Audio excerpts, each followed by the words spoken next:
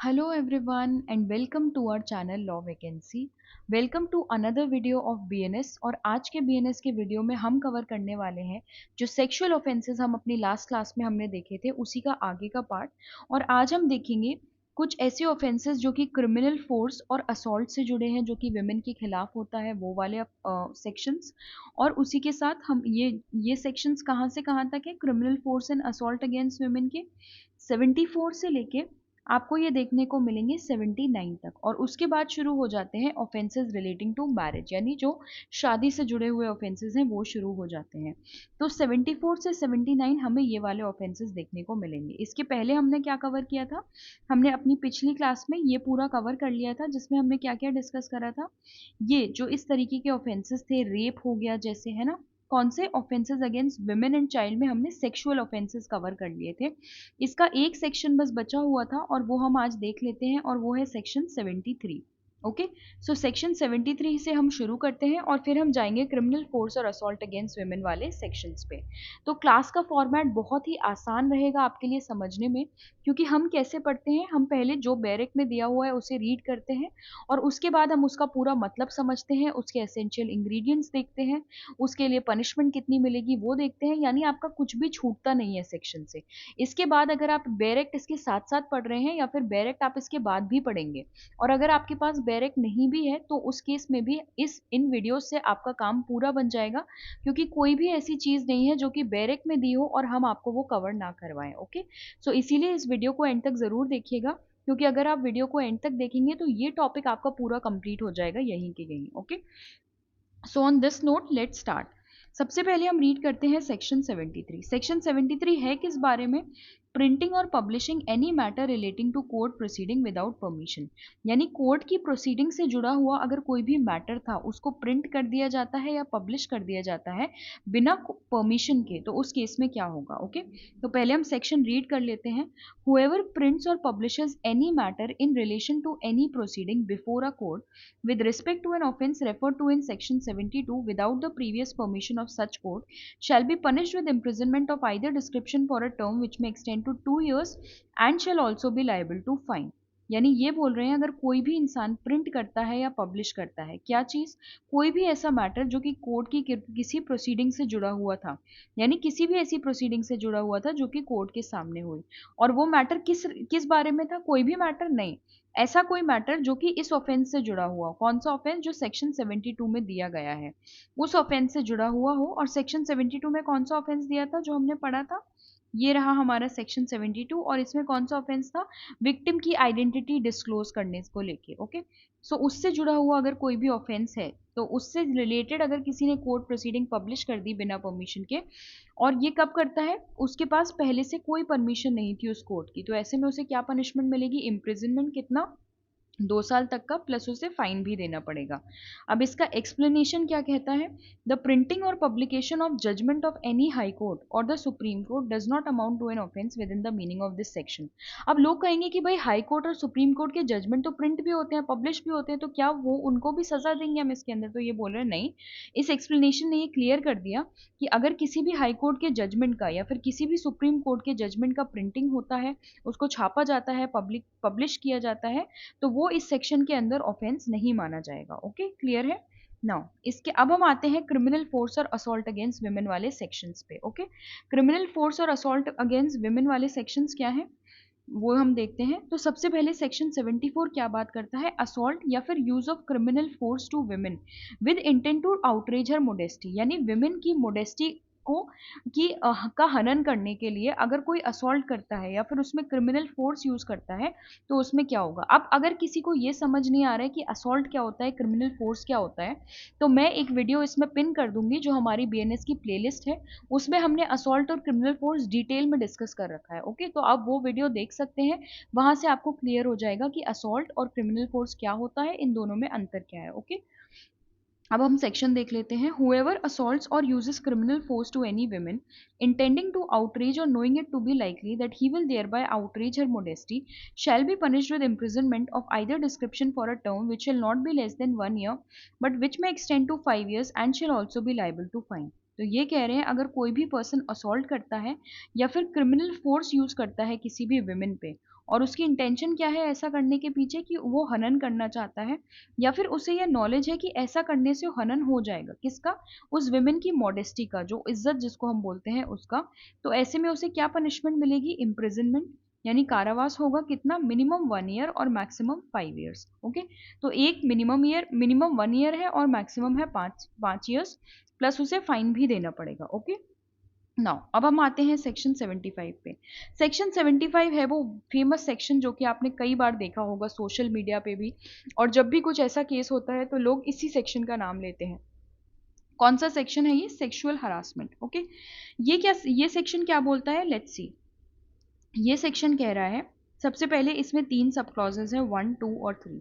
Sub clause 1 बोलता है, a man committing any of the following acts, यानी अगर एक आदमी है और वो इनमें से कोई भी एक्ट कमिट करता है। कौन सी एक्ट भाई, पहली एक्ट है physical contact and advances involving unwelcome and explicit sexual overtures, यानी अगर कोई फिजिकली संपर्क बनाने की कोशिश करे या फिर कोई भी इस तरीके एडवांसेस यानी आगे बढ़ने की कोशिश करे, जो कि सामने वाला पर्सन यानी जो विमेन है वो उसको चीज़ को वेलकम नहीं कर रही है, वो उसको उसमें रेजिस्टेंस दे रही है, या फिर कोई भी एक्सप्लिसिट सेक्सुअल ओवरचर्स, यानी सेक्सुअली अगर कोई भी एक्सप्लिसिट एक्ट करे, वो ओवरचर का मतलब है कुछ कोई एक्ट, एक्सप्लिसिट एक्ट। ओके, दूसरा क्या है, अ डिमांड और रिक्वेस्ट फॉर सेक्सुअल फेवर्स, यानी वो या तो डिमांड कर रहा है कि कोई सेक्सुअल फेवर, या फिर रिक्वेस्ट कर रहा है कि मुझे सेक्सुअल फेवर चाहिए, या फिर क्या कर रहा है, showing pornography against the will of women, उस विमेन की इच्छा के विरुद्ध उसे पॉर्न दिखा रहा है, पोर्नोग्राफी दिखा रहा है। और चौथा है मेकिंग सेक्सुअली कलर्ड रिमार्क्स, यानी कुछ सेक्सुअल रिमार्क्स कलर्ड के बेसिस पे वो पास कर रहा है। तो ऐसे में हम बोलेंगे कि इस आदमी ने सेक्सुअल हरासमेंट का ऑफेंस कमिट किया है। ओके, यानी अभी भी यहाँ पे ये जेंडर न्यूट्रल नहीं हुआ, ये एक वेमेन नहीं कर सकती, ये एक मैन ही कर रहा है अभी भी। ओके, दूसरा सबसेक्शन क्या बोलता है, any man who commits the offence specified in clause 1 और क्लॉज 2 और clause 3 of subsection 1 shall be punished with rigorous imprisonment for a term which में एक्सटेंड टू 3 ईयर्स और विद फाइन और विद बोथ, यानी कोई भी आदमी जो कि ये ऑफेंस कमिट करता है, जो कि क्लॉज 1, क्लॉज 2, क्लॉज 3 में कमिट हुआ है, यानी 4 के लिए अलग से है कुछ, है ना, 3, 1, 2 और 3 की पनिशमेंट क्या होगी, उसको रिगरस इम्प्रिजनमेंट मिलेगा, कितना, 3 साल तक का, या फिर फाइन या फिर दोनों। ओके, और उसके बाद तीसरा वाला क्या है, तीसरा वाला बोलता है कि अगर 4 वाला कमिट किया है, यानी 3 के लिए तो इन्होंने ऊपर बता दिया, ये 3 अगर 1, 2, 3 होंगे तो ये वाला सेक्शन लगेगा पनिशमेंट के लिए, यानी 3 साल तक का। और अगर उसके बाद है, यानी any man who commits the offence specified in clause 4 of subsection 1 shall be punished with imprisonment of either description for a term which may extend to 1 year or with fine or with both, यानी अगर कोई भी आदमी वो offence commit करता है जो कि इसमें क्लॉज 4 में दिया गया है सबसेक्शन 1 के, तो उसको क्या पनिशमेंट मिलेगी, इम्प्रिजनमेंट, कितना, 1 साल तक का, या फिर फाइन या फिर दोनों। यहाँ पे क्या था, रिगरस इम्प्रिजनमेंट 3 साल तक का, यानी 1, 2 और 3 के लिए पनिशमेंट ज्यादा है, 4th वाले के लिए पनिशमेंट कम है। ओके, नाउ अब हम आते हैं सेक्शन 76 पे। सेक्शन 76 क्या बोलता है, assault or use of criminal force to women with intent to disrobe, यानी आप किसी विमेन पे असॉल्ट कर रहे हो या फिर क्रिमिनल फोर्स यूज कर रहे हो किस इंटेंशन से, उसको डिसरोब करने के लिए। डिसरोब क्या होता है, उसके कपड़े हटाना। ओके, सो ये सेक्शन क्या बोलता है, whoever assaults or uses criminal force to any women or abets such act with the intention of disrobing or compelling her to be naked shall be punished with imprisonment of either description for a term which shall not be less than 3 years but which may extend to 7 years and shall also be liable to fine। यानी ये बोल रहे हैं अगर कोई भी assault करता है या फिर क्रिमिनल फोर्स यूज करता है किसी विमेन पे या फिर इन चीज़ों का अबेटमेंट करता है। अब आप मुझे बताओगे कमेंट सेक्शन में अबेटमेंट किस सेक्शन में है, और अगर आपने अबेटमेंट, आपको नहीं पता है अबेटमेंट क्या होता है, तो अबेटमेंट का वीडियो हमारे बीएनएस की सीरीज में ऑलरेडी कवर हो चुका है, आप वो वीडियो ज़रूर देखना, उसको मैं पिन कर दूंगी जिससे कि आप वो वीडियो देख पाओ, वहाँ हमने अबेटमेंट डिटेल में कवर किया था। तो फिर अगर कोई इस एक्ट को अबेट भी करता है और उसकी इंटेंशन क्या है, उसको डिसरोब करने की, कपड़े हटाने की, या फिर उसको कंपेल करने की कि वो नेकेड हो जाए, तो ऐसे में उसे क्या पनिशमेंट मिलेगी, नेकेड क्या होता है, विदाउट क्लोथ्स, तो ऐसे में उसे क्या पनिशमेंट मिलेगी, इम्प्रिजनमेंट, कितना, मिनिमम 3 ईयर्स और मैक्सिमम 7 ईयर्स, यानी 3 से 7 साल तक की सजा, प्लस उससे फाइन भी देना पड़ेगा। ओके, क्लियर है। नाउ अब हम आते हैं सेक्शन 77 पे। सेक्शन 77 का एक स्पेसिफिक इस ऑफेंस का एक अलग से नाम है, इसका नाम है वॉयरिज्म। ओके, वायोरिज्म कई सारे जुडिशियल एग्जाम में, एआईबी के एग्जाम में सीधा सीधा इनका सेक्शन पूछ लिया जाता है। वायरिज्म किस सेक्शन में है, 77। होता क्या है वो अब हम पढ़ते हैं। ओके, क्या बोल रहा है ये सेक्शन, whoever watches और captures, पहले हम इंग्लिश में रीड कर लेते हैं, फिर मैं आपको हिंदी में पूरा समझा दूंगी. Whoever watches or captures the image of a woman engaging in a private act in circumstances where she would usually have the expectation of not being observed either by the perpetrator or by any other person at the behest of the perpetrator, or disseminate such image, shall be punished on first conviction with imprisonment of either description for a term which shall not be less than 1 year but which may extend to 3 years, and shall also be liable to fine, and be punished on a second or subsequent conviction with imprisonment of either description for a term which shall not be less than 3 years but which may extend to 7 years, and shall also be liable to fine. यानी ये बोल रहे हैं अगर कोई भी इंसान watch करता है, देखता है, या फिर किसी विमेन की इमेज कैप्चर करता है, फोटो ले लेता है, कब? जब वो विमेन कोई भी प्राइवेट एक्ट कर रही हो, जहाँ पे ऐसी कोई सिचुएशन हो कि वो ये नहीं चाहती कि उसे कोई देखे, जब वो कोई ऐसी एकांत में कोई चीज़ कर रही हो जिसमें उसने ये प्रिज्यूम किया हो कि ऐसे में वो चीज़ वो नहीं चाहती कि कोई और इंसान वहाँ मौजूद हो, या फिर उसको ये उम्मीद नहीं हो कि कोई उसे देख रहा हो, या तो परपेट्रेटर यानी जो ये क्राइम कर रहा है, जो उसे देख रहा है या उसकी फोटो ले रहा है वो, या फिर कोई और इंसान जो कि उस परपेट्रेटर यानी जो एक्चुअली ये ऑफेंस कर रहा है उसके बिहाफ पे एक्ट कर रहा है. यानी सपोज ए ने बोल दिया एक छोटे बच्चे से कि जाओ उसकी फोटो ले आओ, तो ऐसे में, या फिर छोटे बच्चे की जगह अगर कोई बड़ा इंसान है उसको बोल दिया, या फिर क्या करता है, तो ये तो हो गया वॉचेस यानी अगर देख रहा है या फिर फोटो ले रहा है, और दूसरा क्या है, या फिर इस इमेज को वो डिसेमिनेट कर रहा है. सपोज उसने ऐसी इमेज व्हाट्सएप ग्रुप पे डाल दी, सपोज उसने ऐसी इमेज सोशल मीडिया पे डाल दी, तो जो ये ऐसा करेगा उसको क्या पनिशमेंट मिलेगी? पहली बार जब वो ये ऑफेंस करेगा तो उसे कितनी सजा होगी? इम्प्रिजनमेंट होगा उसे कितना? मिनिमम 1 ईयर और मैक्सिमम 3 ईयर्स तक का, प्लस उसे फाइन भी देना पड़ेगा. और अगर दूसरी बार वो ये सेम चीज़ करता है, या फिर दूसरी, तीसरी, चौथी, पांचवी किसी भी बार वो करता है, तो उसे क्या सज़ा मिलेगी? इम्प्रिजनमेंट कितना? मिनिमम 3 ईयर्स और मैक्सिमम 7 ईयर्स तक का. यानी पहले कितना था? 1 साल से 3 साल, फिर अगर दूसरी बार या फिर आगे करता है तो 3 साल से 7 साल, प्लस उसे फाइन भी देना पड़ेगा. Okay.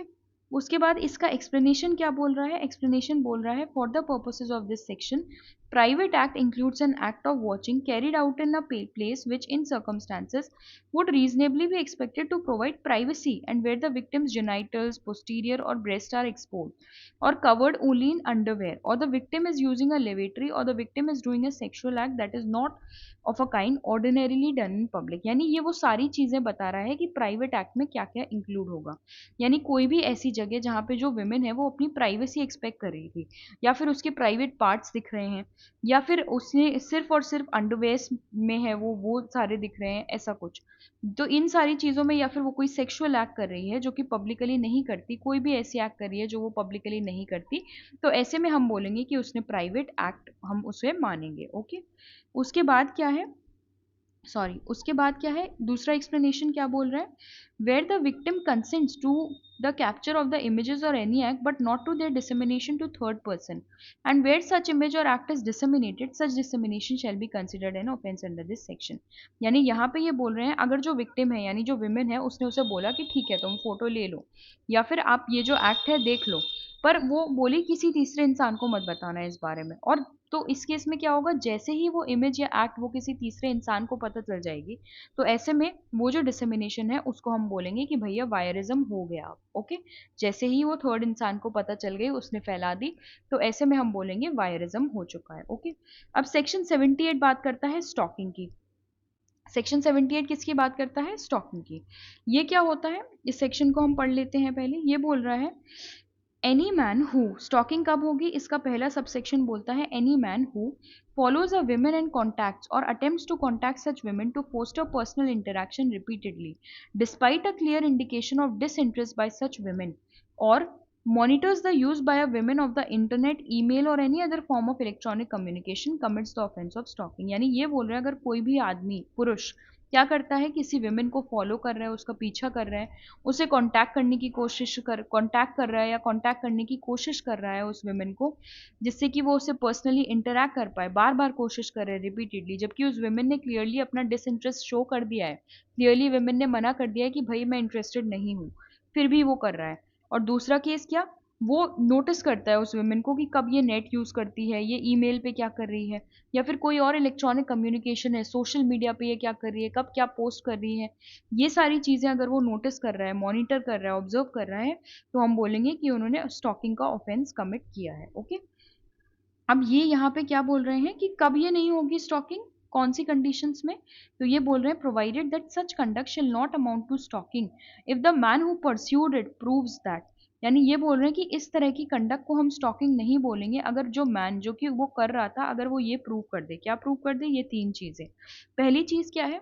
It was pursued for the purpose of preventing or detecting crime, and the men accused of stalking had been entrusted with the responsibility of prevention and detection of crime by the state। यानी उस आदमी ने उन्हें pursue क्यों किया? क्योंकि वो किसी क्राइम को या तो प्रिवेंट करना चाह रहे थे या डिटेक्ट करना चाह रहे थे। किसी कोई क्राइम हो गया था उसको उससे होने से बचाने के लिए, या फिर अगर कोई क्राइम हुआ है तो उसका पता लगाने के लिए। और जो मैन है जो कि जी स्टॉकिंग के लिए जिम्मेदार ठहराया गया है, उसको ये रिस्पॉन्सिबिलिटी उस क्राइम को प्रिवेंट करने की और उस क्राइम को पता लगाने की ये स्टेट ने दी थी उसे ये जिम्मेदारी। यानी सपोज कोई पुलिस वाला है, अगर उसको इन्वेस्टिगेशन के पर्पज से उसे स्टॉक करना पड़ रहा है तो फिर वो लायबल नहीं होगा। दूसरा है it was pursued under any law or to comply with any condition or requirement imposed by any person under any law। यानी ये जो काम वो कर रहा था वो किसी कानून के तहत कर रहा था या फिर कोई कंडीशन या रिक्वायरमेंट जो कि कानून ने किसी पर्सन को दी थी उस कंडीशन या रिक्वायरमेंट को फॉलो करते हुए कर रहा था।